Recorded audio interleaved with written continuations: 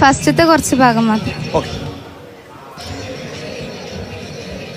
أيها الحكماء العادلون والحضار الكرام، السلام عليكم ورحمة الله تعالى وبركاته. ألقي أمامكم خطابة قصصية اسمها كارثة فلسطين.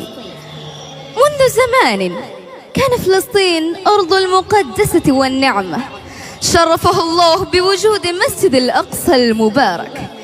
كان المسلمون هنا يعيش في المسرة الهداية وثروة السلامة، ولكن مرة يا ربنا كيف نعيش سلامة،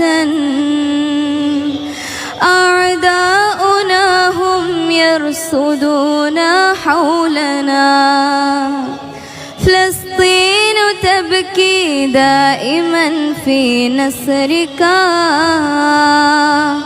لا تتركوا أهلها في آفة. عشنا في خطر كبير لأنه يتزايد الأعداء والمتطرفون في جميع العالم، كثير من الضعفاء والنساء والشيوخ والأولاد، وهم يقاتلون بأيدي الجنود الإسرائيليين.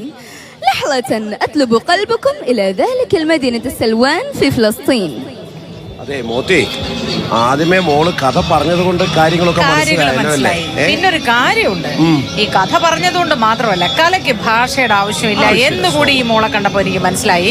കാരണം അത്രയും ഉൾക്കൊണ്ട് കഥ പറയുമ്പോ കണ്ണ് നിറഞ്ഞ് ശ്രദ്ധിച്ചായിരുന്നു. അതെ അതെ. അപ്പൊ സ്വാഭാവികമായിട്ടും ആ വിദ്യാഭ്യാസത്തിന് വേണ്ടിയുള്ള പലസ്തീനിലെ കുട്ടികളുടെ പോരാട്ടം, ഇതാണ് നമ്മുടെ കേരളം. അതെ, ആ പോരാട്ടത്തെ കുറിച്ച് അവൾ പറയുമ്പോൾ അവളുടെ മുഖത്തുണ്ടാകുന്ന ആ ഭാവം ഉണ്ടല്ലോ, അത് കൊള്ളാം. അപ്പൊ സാംബശിവനെ അറിയില്ല എന്ന് പറഞ്ഞില്ലേ, നീ സാംബശിവൻ ആരാന്നൂടെ പറയാം.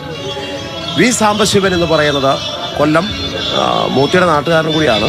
അദ്ദേഹമാണ് കേരളത്തിലെ അറിയപ്പെടുന്ന കഥാപ്രസംഗം. അതിനുശേഷം കഥാപ്രസംഗത്തിന് ആ ഒരു ഭാവം കൊടുത്തത്, ജനകീയ ഭാവം കൊടുത്ത ഒരു കലാകാരനാണ്. കാസറ്റുകളിലൂടെ ഒരുപാട് പേര് മലയാളികൾ ആവർത്തിച്ച് തന്നെയും പിന്നെയും കേട്ട കഥകൾ. അപ്പോൾ ആ കഥാപ്രസംഗം ഉണ്ട് ഇപ്പോഴും, അത് കിട്ടും. മോള് സാംബശിവന്റെ കഥാപ്രസംഗം കൂടി കേൾക്കണം. അദ്ദേഹത്തിന്റെ മകൻ ഇപ്പൊ കഥ പറയുന്നുണ്ട്, അതും കേൾക്കണം. വസന്തകുമാർ സാംബശിവൻ. തീർച്ചയായിട്ടും. അപ്പോൾ കഥാപ്രസംഗ ലോകത്ത് കൂടുതൽ കഥ പറയാൻ നമുക്ക് പറ്റട്ടെ. എന്തായാലും കഥ പറഞ്ഞാൽ എല്ലാവിധ ഭാവങ്ങളും ചേർന്ന്